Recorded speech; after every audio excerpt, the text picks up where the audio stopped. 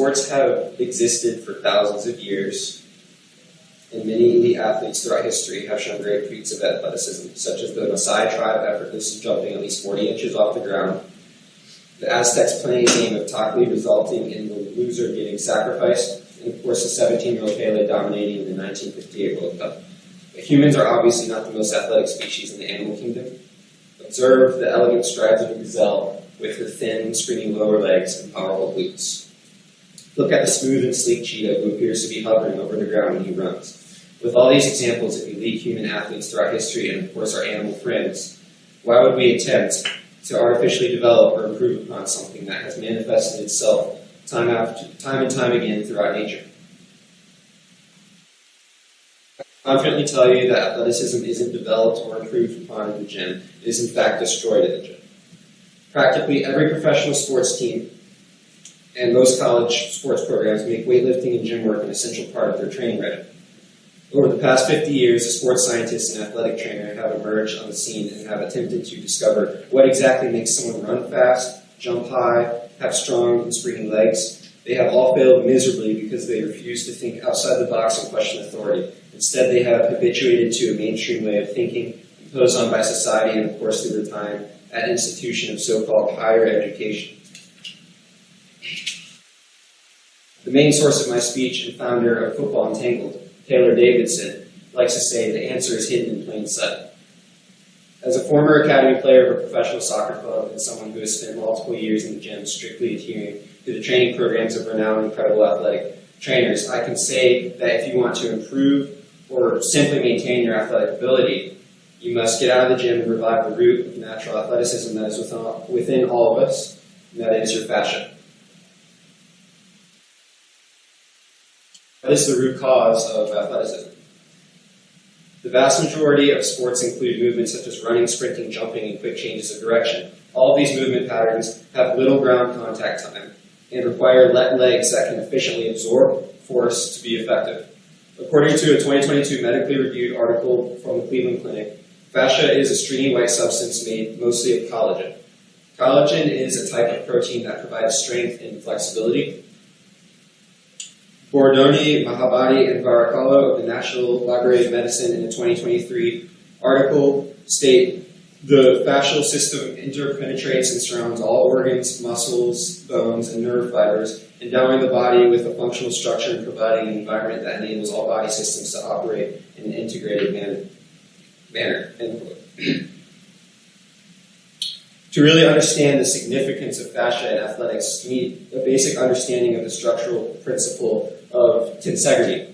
So tensegrity, which is a blend of the words tension and integrity, is the property of a structure that has continuous tension members, typically bands or cables. So these would be the tension members. And then discontinuous compression members, typically wooden poles or metal tubes, that are so that each member performs efficiently in absorbing force and maintaining structure. Notice how the compression members, the poles, don't touch each other. So our fascia, which has contractile properties, and our muscles work together to absorb and produce force. Your muscles can contract through two different means of activation. They can either contract through means of fascial activation or strictly through means of muscular activation. Muscular contraction through fascial activation is superior for absorbing and producing force when doing bodyweight activities with little ground contact time, such as running and jumping. Muscular contraction strictly through muscular activation is used to absorb and produce force when lifting heavier loads, which require us to be in contact with the ground for a longer duration of time. The big mistake that modern athletic trainers and sports scientists have made was trying to increase and develop athletic performance by directly training the muscles instead of training the fascia. This is where the gym comes into play. So according to Taylor Davidson of Football Entangled, muscle is better suited for lifting heavy things. You can think of it like a turbo in a car. It's made for short, intense actions, as evident by lactic acid buildup. Routinely lifting weights in the gym wires your brain to only activate your muscles in a manner that is used to lift heavy weights. Consequently, this makes you use the same recruitment patterns when playing your sport, which consists of bodyweight exercises like running and jumping. This results in burning more glycogen reserves stored in your muscles, leaving you more fatigued. However, utilizing your fascia and tendons allow you to recycle your energy, which makes your movement effortless, whereas gym work causes fascial adhesions, which restrict your fascia from smoothly gliding. Another problem with the gym is that almost every exercise is performed on the heel. Do you sprint, accelerate, side shuffle, or jump on your heels? Hopefully not, because it's supposed to be done on the ball of your foot. I know in my survey, 60% of you said you play your sport on, or do any athletic movement on the ball of your foot, and that's how it's supposed to be done. Reinforcing movement patterns through the heels, especially with heavy loads, will train your brain to make you absorb force on your heel, which destroys fascial integration in your foot and ankle that will ultimately lead to injury, which is why we see so many soft tissue non-contact injuries today. Another problem with the gym is how it teaches you to brace your core and stabilize your backbone. You're supposed to run in spiral movements. Your backbone should be twisting and turning to recoil energy. We see this all throughout nature and with elite athletes. Simply YouTube the video of a cheetah running and you'll see what I'm talking about. If you perform a squat with a load on your back, and you need to brace your core and backbone so that the weight doesn't slide off. Consistently training like this will eventually transfer to the field where you will run like a stiff row up. Have you ever seen a bodybuilder run or a powerlifter run? Many people believe that the gym is beneficial because they see their favorite athletes training there. Were these athletes in the gym when they developed their world-class talent as kids? All athletes who made it to the professional level did so because they developed elite fascial connections from childhood. Go to your local YMCA's pickup basketball game, and I guarantee you will see a 15-year-old kid who's never touched a weight in his life dunk.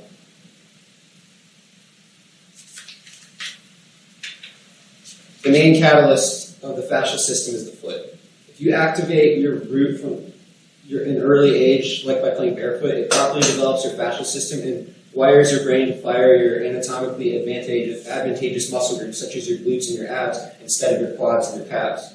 In my survey, there was a noticeable correlation between self-perceived elite athleticism and the sensation of burning glutes while exercising.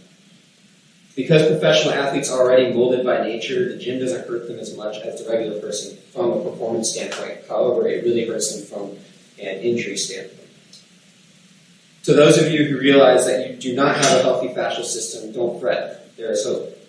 There is a way to revive your dead fascial system and achieve elite athleticism despite not properly developing it as a kid.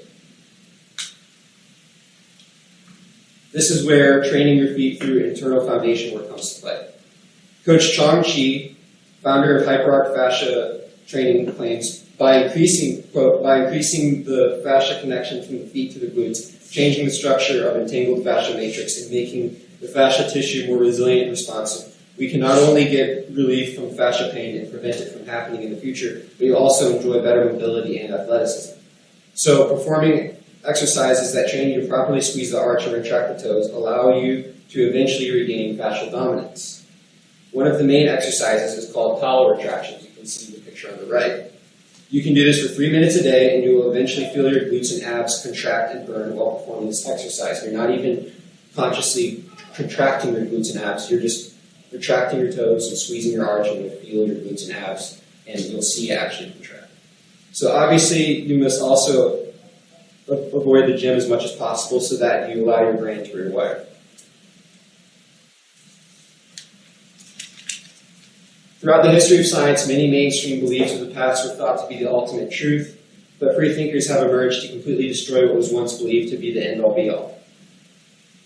Now that I've told you all about what fascia is and does, why the gym destroys athleticism, and what you can do to regain your athletic potential, I urge all of you, especially the college athletes, to embrace a new way of thinking and training, and to avoid the gym and mainstream advice as much as possible because half-truths lead to complete lies. Thank you.